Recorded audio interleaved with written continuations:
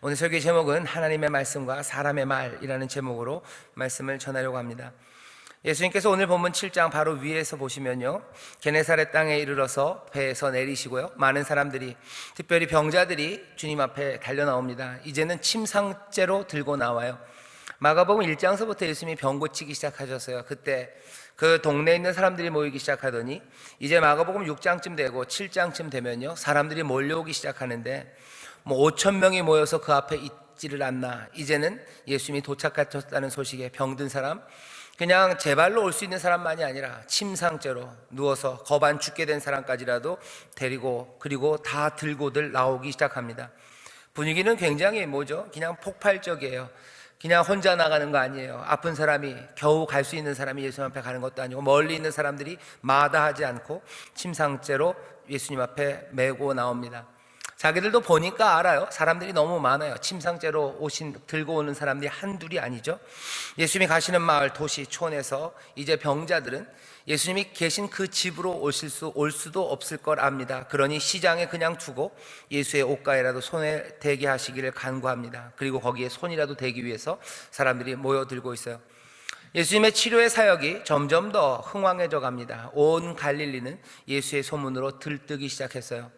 이제 그런 상황에서 오늘 이 7장에 있는 말씀이 갑자기 나옵니다. 기적을 행하시고, 그리고 병든 사람들 고치시고, 그리고 귀신을 쫓아내는 일이 얼마나 중요하고 값진 일인지 예수님 아십니다.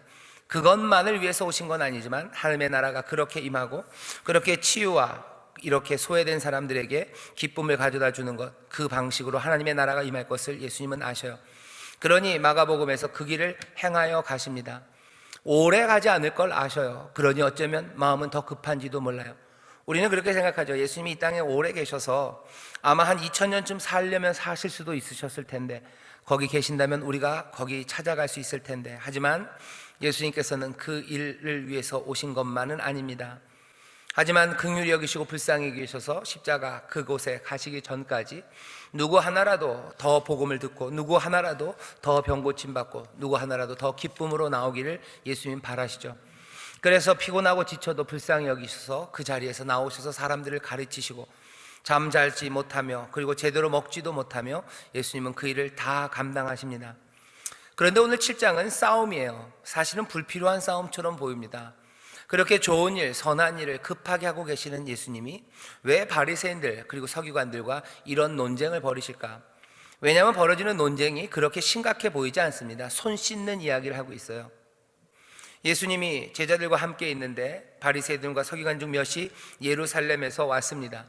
예루살렘에서 온 바리새인과 서기관은요, 바리새인과 서기관들 중에서도 조금은 엘리트처럼 보여요. 지방 사람들이 아닙니다. 여기 중앙에서 온 사람들이에요. 죄송하지만 공무원들도요, 중앙 공무원이 있고 지방 공무원이 있습니다. 중앙 공무원을 뽑는 시험이 조금 지방 공무원을 뽑는 시험보다 보통은 어려워요. 그런데 서울만 좀 다릅니다. 서울 공무원은 아마 중앙 공무원 뽑는 것보다 더 어려운 것 같아요. 어쨌든 예루살렘에서 바리새인과 서기관들, 좀 잘난 엘리트들이 내려왔어요. 하나님의 말씀에 대해서 정통하다는 바리새인들 중에서도 바리새인들입니다. 서기관들 중에서도 서기관입니다. 이 사람들이 와서 보니 예수님의 제자 중 몇 사람이 손을 씻지 않고 떡을 먹는 것을 보았습니다. 그리고서는 얘기하시는 거죠. 예수님, 훌륭하신 예수님, 왜 예수님의 제자들은 손을 씻지 않습니까? 왜 부정한 손으로 떡을 먹습니까? 별로 중요한 문제 아닌 것 같아요.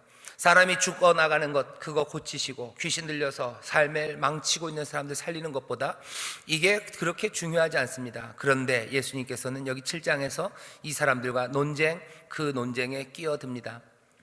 사실은 손 씻고 말고 하는 거는 정결에 관한 규칙들이죠. 이거는 사회마다 정결에 대한 규칙이 있습니다. 어느 나라에서는 손을 안 씻고가 아니죠. 숟가락 젓가락 아니라 손으로 밥을 먹는 데도 있고, 정결을 위해서 늘 손을 씻어야 되는 데도 있고, 그것이 지역마다 다르고요. 또 시간이 지나면서 문화가 바뀌어요. 그래서 전에는 죄송합니다만 저만 그랬나요? 밖에 나가서 놀고서 들어오면 꼭 손을 씻고 밥을 먹으라고 듣기는 들었는데, 그렇게 한 적은 별로 없는 것 같았는데, 요즘 애들은 잘 씻습니다. 잘 씻어요. 이건 죄송한데 뭐 자기 전에 이를 닦고 자라고 막 얘기는 해요. 근데 저는 안 닦고 잔 적도 굉장히 많았는데, 저희 애들은, 요즘 애들은 잘 닦고 잡니다. 이 잘 닦고 자고 손 깨끗하게 씻고 그래요. 사족처럼 붙이면. 그런다고 애들이 더 건강한 것 같지는 않아요. 이러면 점점 배가 산천포로 가는데 금방 오겠습니다.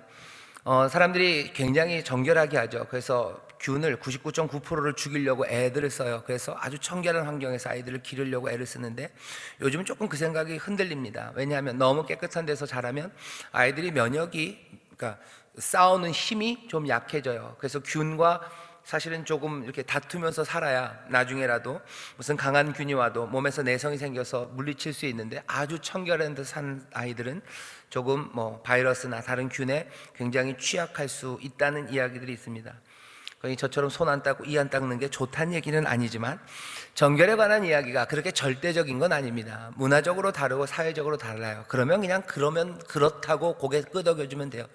손 안 씻었네. 미안하다. 손 씻고 먹은 걸로 하지. 다들 손 씻는데 손 안 씻어서 그게 불편했으면 미안하다고 하고 끝나면 되는 일이에요. 근데 예수님이 오늘 여기 보면 정색을 하시고 바리새인들과 싸우십니다. 사실은 바리새인들이 별말 안 했어요. 그냥 한번 툭 던졌어요. 하지만 예수님은 이 한 번 툭 던진 말이 그냥 툭 던진 말이 아닌 걸 아셔요. 그러니 예수님은 여기 지금 큰 사건으로 받아들이시고 대답하기 시작하십니다. 오늘 읽은 본문을 잘 보세요. 왜 손을 안 닦습니까? 라고 물어봤는데, 예수님 갑자기 흥분하신 것 같아요. 가라사대 이사야가 너희의 외식하는 자에 대하여 잘 예언하였다. 이 백성 입술로는 나를 존경하되 마음은 내게서 멀다. 사람의 계명으로 교훈을 삼아 가르치니 나를 헛되이 경배한다. 하나님 섬기는 것과 손 씻는 것들을 그냥 단박에 연결시킵니다. 바리새인들이 그런 거 아니에요. 시비 걸려고 왜 손 안 씻습니까? 하나님을 경배해야 되는 거 아닙니까? 그렇게 얘기하지 않았어요. 그냥 왜 손 안 씻느냐고 그 이야기만 했습니다. 그런데 예수님이 이 문제를 하나님의 뜻, 하나님의 교훈, 그것과 연결시키기 시작하셔요. 그리고 또 얘기하십니다. 너희가 장로들의 유전, 사람들의 말은 지키면서 하나님의 말씀, 그것들은 저버리고 있다고. 사실은 왜 손 안 씁니까? 하나 물어본 거예요. 근데 이야기는 점점 길어집니다. 왜 그런가? 이 본문에는 다 나타나진 않습니다만, 여기 이 바리새인들과 서기관들이 하고 있는 일들이 예수님이 하고 있는 일과 정반대의 일들, 다른 일들을 하고 있음을 예수님 아셔요. 그리고 바리새인들과 서기관들도 압니다. 이 사람들은 그냥 단지 손 안 씻는 거에 대해서 뭐라고 한마디 지나가다가 훈수 둔 게 아닙니다. 예수님도 그것을 아셔요. 누구만 몰라요? 저와 여러분, 우리만 잘 모릅니다. 여기서 지금 무슨 일이 진행되고 있는지 잘 몰라요. 이 배경들을 잘 살펴보면요, 오늘 왜 예수님께서 이렇게 흥분하셔서 하나님의 법, 율법을 들먹이시고 장로들의 유전을 말하기 시작했는지 우리는 알 수 있을 겁니다. 먼저는 여기 괄호에 들어있는 것들부터 보면요, 괄호에 들어있습니다. 바리새인들과 모든 유대인들은요, 장로들의 유전을 지켜 손을 부지런히 씻지 않으면 먹지 않아요. 밥 먹을 때는 손을 부지런히 씻어야 돼요. 아주 깨끗하게 씻어야 돼요. 왜 그럴까? 왜냐하면 여기 이 장로들의 유전이 만들어진 것은 아마 예수님보다 조금 전, 한 200~300년 전서부터 이 유전들이 만들어졌어요. 하나님의 율법에는 이게 그렇게 명확하게 이렇게 되어 있지 않습니다. 하지만 하나님의 말씀을 제대로 지키려면, 하나님의 말씀대로 살려면 밥 먹기 전에 손을 씻어야 돼요. 왜? 유대인들이 당시에 살아있던 환경, 그 환경이 이방인의 환경이기 때문에 그렇습니다.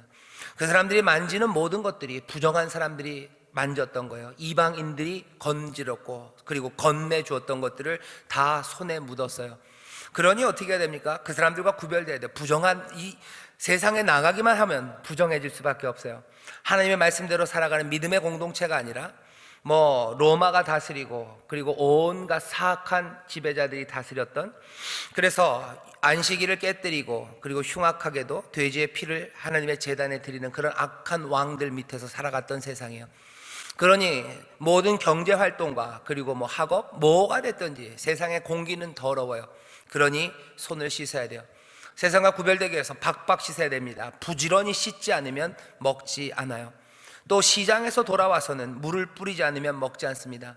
이건 시장은 더더군다나 이방의 신들과 이방의 권세들, 이방의 부요함이 판을 치는 곳이에요. 거기서 왔다면 손만 가지고는 안 돼요. 물을 뿌려야 됩니다. 목욕해야 돼요. 온몸을 씻어야 돼요.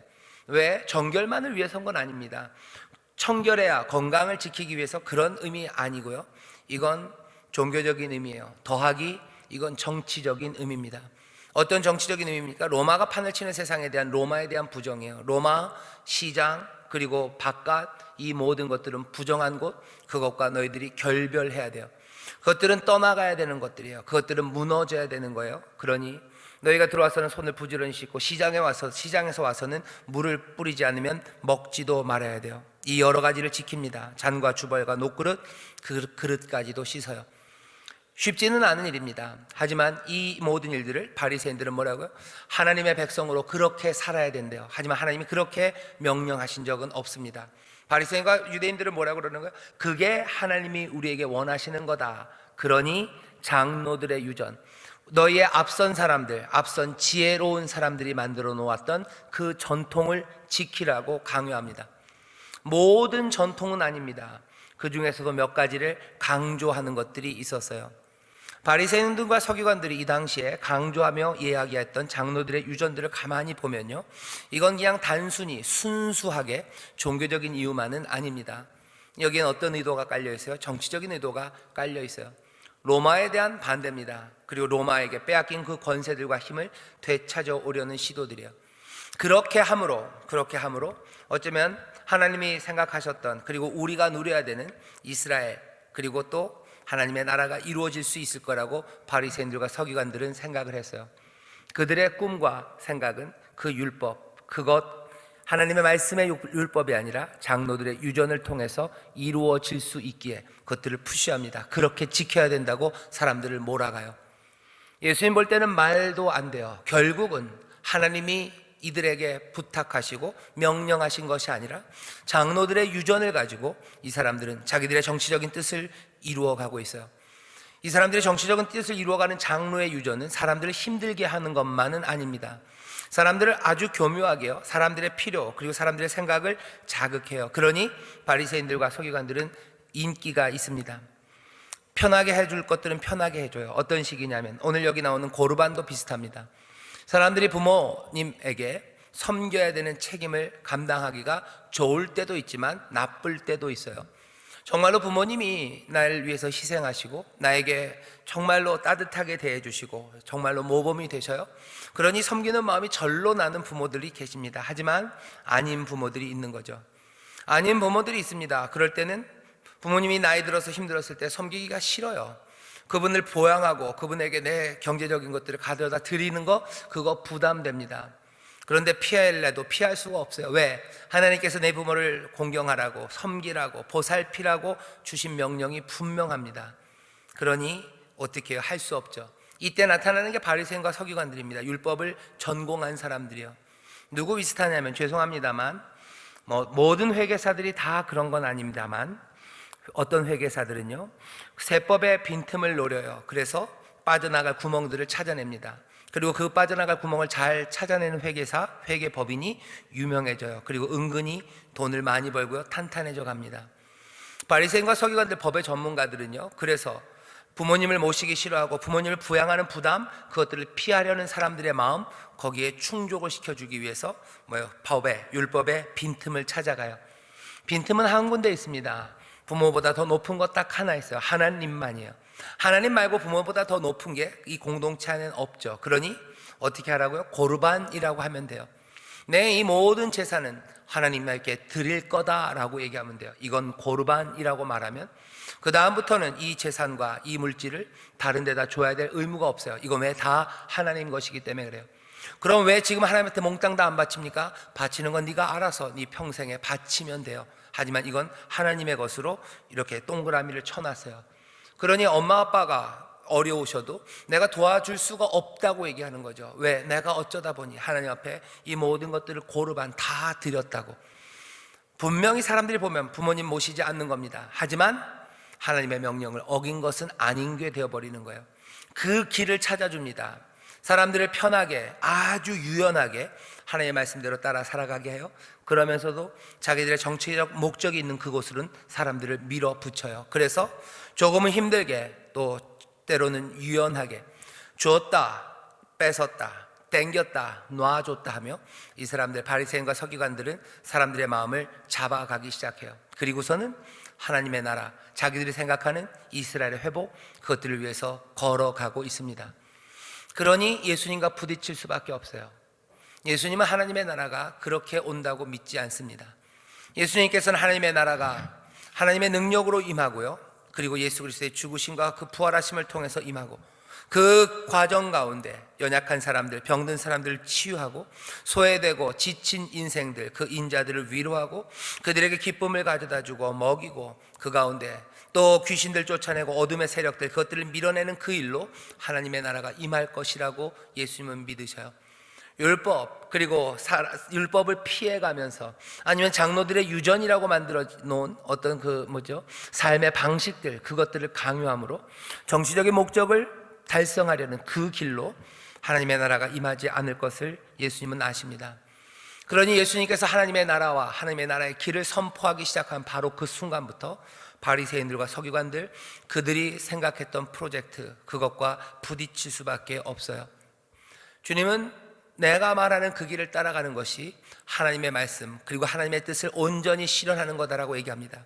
하지만 바리새인과 서기관들은 아니라고, 자기들이 가는 이 길이 하나님의 나라를 실현하는 그 길이라고 얘기를 해요. 거기에 대해서 예수님께서 인용하시는 말씀은 이사야서 말씀입니다. 이사야서 29장 13절에 오늘 여기 인용은 이렇게 되어 있죠. 이 백성이 입술로는 나를 존경하되 마음은 내게서 멀도다. 사람의 계명으로 교훈을 삼아 가르치니 나를 헛되이 경배하는도다. 이사야서 29장을 보면 하나님께서 사람들을 무지하게 만드신대요. 똑똑한 것 같지만 아니다. 깊이 잠들게 하는 신을 너희에게 부어줄 거다. 그래서 너희의 눈을 감기실 거다. 선지자라고 말하고 똑똑하다고 말하는 사람 아무것도 보지 못할 거고, 무지한 자도 마찬가지다. 무지한 사람은 나는 무지하다라고 말할 거래요. 13절에는 이렇게 되어 있습니다. 이사야서 29장 13절에 주께서 가라사대 이 백성이 입술로는 나를 가까이하며 입술로는 나를 존경하나 눈이 어두워져 있습니다. 잠들어 있습니다. 그리고 무지합니다. 그 마음은 내게서 멀리 떠났나니 그들이 나를 경외함은 사람의 계명으로 가르침을 받았을 뿐이니라.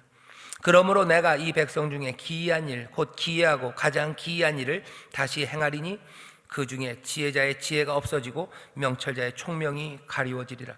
가장 기이한 일은 뭐냐면요, 명철은 사라집니다. 지혜는 사라져요. 사람의 말만 남습니다. 그 대신 하나님의 말씀, 그것들은 사라지는 심각하고 기이한 그 일을 행하신다고 하셨는데, 아니나 다를까 그 말씀이 여기 예루살렘 예수님 당시 바리새인과 서기관들을 통해서 이루어지고 있습니다. 그러니 이 기이한 일, 이 어둠의 일을 예수님께서는 그냥 두고 보실 수 없는 거죠. 단지 정결의 문제에 대한 질문 하나만은 아니었던 겁니다. 위생적이지 않다는 비난, 거기에 지금 예수님이 흥분하시는 게 아니에요. 이 기이한 일, 모든 진리를 가리고 하나님의 말씀 대신 사람의 말로 포장하여 사람들을 다른 길로 이끌어가는, 하나님의 나라에 대해서 다른 꿈을 꾸게 하는 이 바리새인과 서기관들과 예수님은 싸울 수밖에 없습니다. 그래서 지금 이 말씀을 전하시는 거예요. 너희가 하는 일이 결국은 하나님의 말씀이 아니라 사람의 말이다.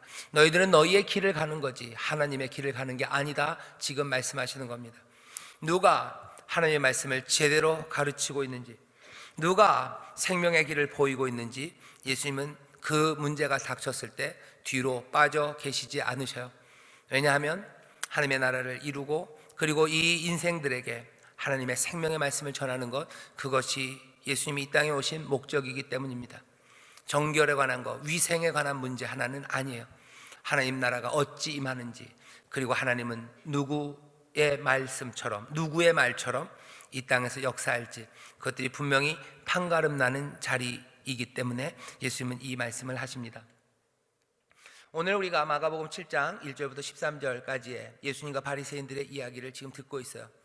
오늘 본문 그러면 먹는 거에 대한 이야기는 언제 합니까? 그건 다음 주에 할 겁니다. 거기에 대해서는 예수님이 가르치심이 있어요. 그건 다음 주에 할 겁니다. 하지만 왜 이 이야기가 이렇게 불꽃이 튀겼는지를 우리가 지금 보고 있는 거죠. 이 불꽃이 튀기는 걸 보면서 우리가 깨달아야 되는 거 하나는, 하나님의 나라, 결국은 이 세상의 회복과 구원에 대한 다른 길들, 다른 프로젝트가 있음을 우리는 알아야 됩니다. 종교적인 색깔을 입기도 하고요, 어떤 경우에는 그것이 하나님의 뜻이라는 것으로 포장되어 있으나 하나님의 말씀이 아닌 사람의 말로 만들어진 프로젝트가 분명히 있습니다. 바리새인과 서기관들 존중받았고요, 인기 많았습니다. 하지만 그들이 말하는 방식은 하나님의 말씀, 하나님의 계명과는 멀리 떨어져 있어요. 어떻게 이것들을 구분합니까? 이건 어려운 일입니다. 이건 힘든 일이에요. 잠들어 있으면 안 됩니다. 깊이 잠들어 있으면 안 돼요. 그 기이한 일처럼 지혜가 사라지고 명철자가 사라지면 이 기이하게도 사람의 말이 하나님의 말씀으로 둔갑하는 일들이 생겨나요. 방법은 하나밖에 없습니다. 깨어나야 돼요. 깊이 잠들어 있던 사람들 깨어나기 시작하고, 그리고 온 힘을 다하여 말씀에 귀 기울이기 시작해야 되고, 하나님의 뜻이 뭔지 알려면 순종의 마음으로 그 앞에 서야 합니다. 그래야 이 말이 사람에게서 온 말인지 아니면 하나님에게서 온 말씀인지 분간할 수 있다고 요한복음 7장에서 예수님이 말씀하셔요. 다시 한번 우리가 살아가는 이 세상이 얼마나 유혹과 그리고 혼란이 많은 세상인지 여러분들 경계하셔야 됩니다. 잠들면 안 돼요. 무식하면 안 됩니다. 여기 이사야가 그래요. 이사야 29장. 제가 무지하다는 말로 좀 바꿔 읽었는데, 왜냐하면 무식하다는 건 조금은 힘들어요. 근데 이사야서 29장 13절 14절에 보면 12절입니다. 무식한 자는 무식한 채로 놔두는 기이한 일이 있을 거래요. 배워야 합니다. 그리고 분별하기 위해서 애써야 합니다. 겸손하고 순종의 마음으로 하나님 앞에 나와야 합니다. 그리고 주가 뭐라고 얘기하시는지 귀 기울여 듣고 눈을 번쩍 떠서 하나님의 나라에 대한 다른 프로젝트들, 그것들을 밀어낼 수 있어야 돼요. 이건 심각한 문제입니다. 허허하고 지나갈 일 아니에요. 그냥 그러냐라고 묵과할 일이 아닙니다. 오늘 여기 마가복음 7장 그냥 지나칠 수도 있지만 예수님은 그러지 않으셨어요. 이건 너무나 중요한 일이기 때문에 그렇습니다. 바리새인들 깜짝 놀랐을 거예요. 별것도 아닌 것 같고 예민하게 구네. 사실은 자기들도 알아요. 이게 얼마나 예민한 문제인지 알아요. 바리새인들은 예수님을 경쟁자로 대합니다.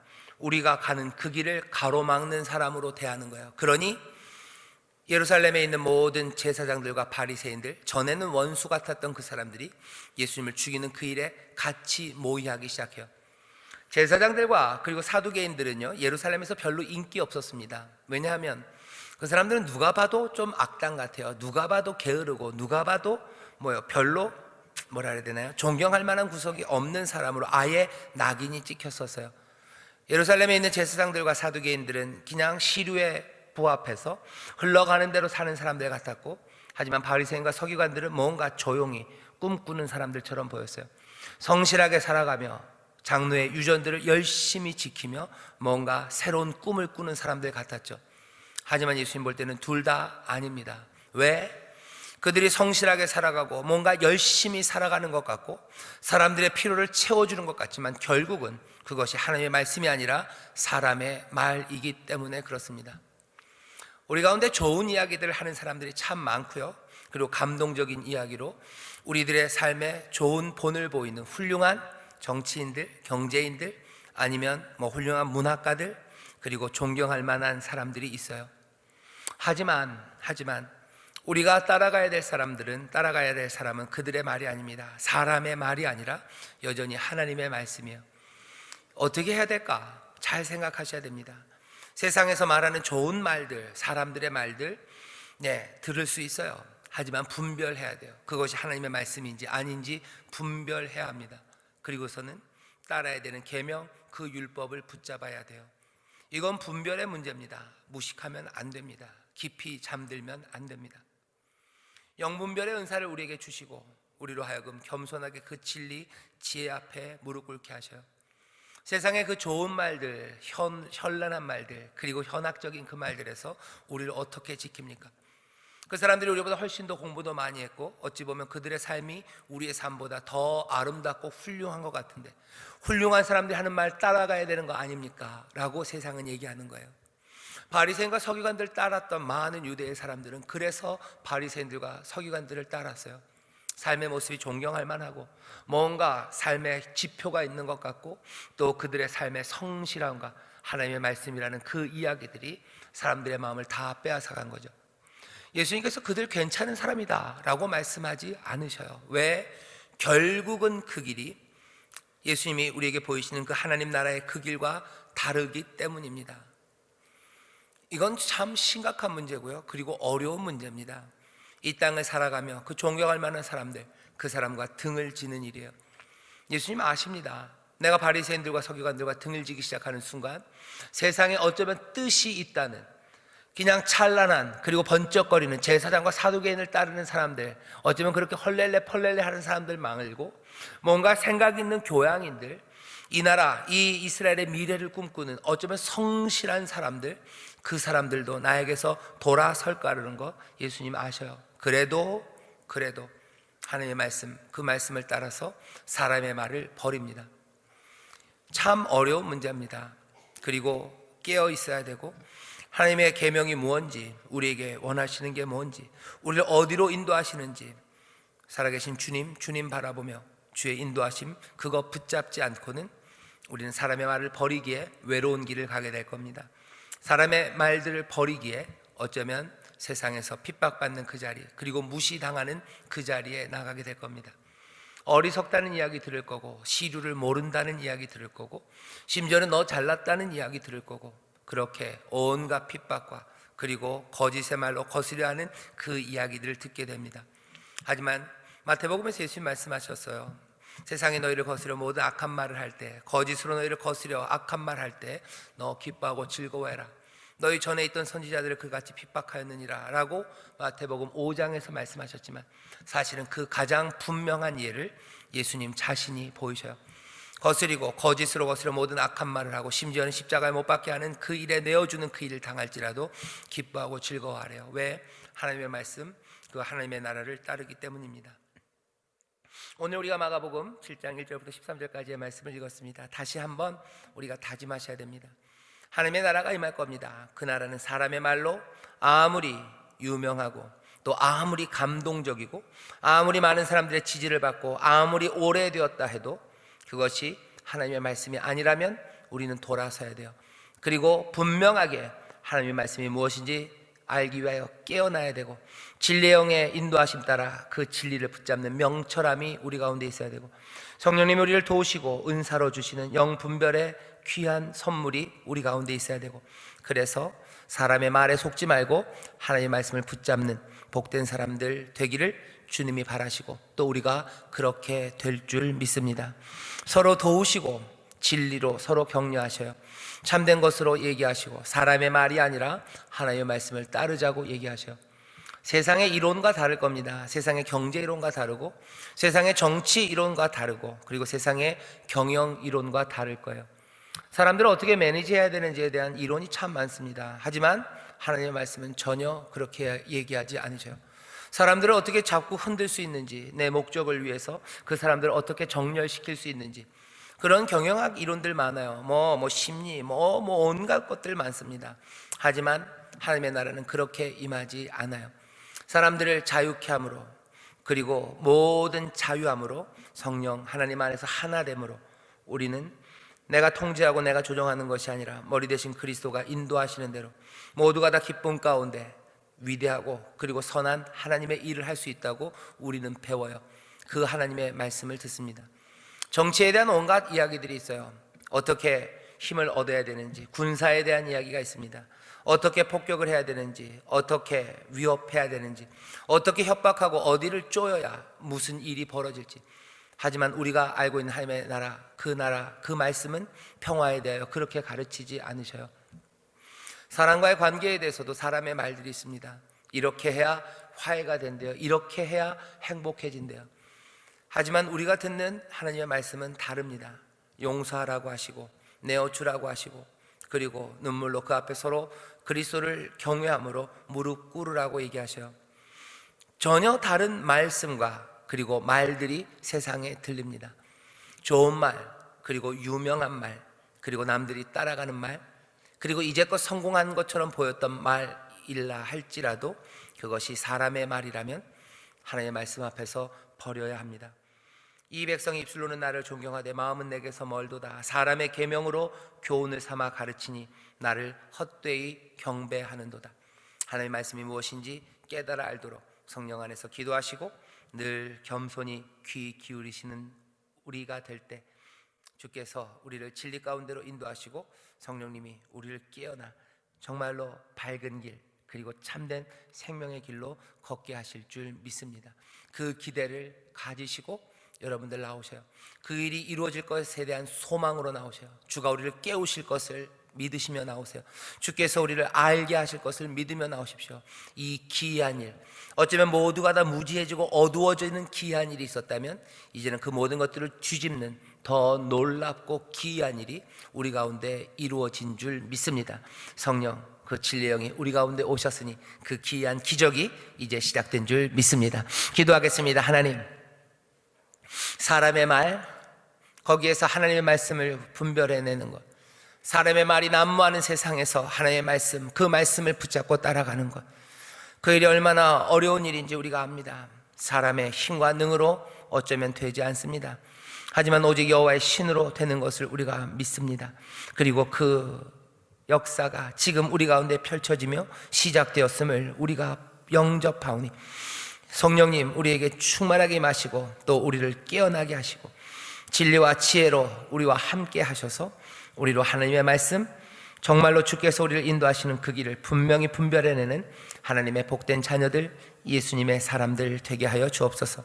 힘든 길이요, 모욕당하는 길이요, 어쩌면 무시당하는 길이요, 세상 사람들에게 지청구 듣는 그런 삶일지 모르나 그것이 복된 삶임을, 그것이 예수의 사람들이 살아가는 길임을 우리로 다시 한번 보게 하셨사오니 겸손하게, 하지만 성령님의 인도하신 가운데 당당하게 그 길을 걸어가는 하나님의 귀한 자녀들 되게 하여 주옵소서.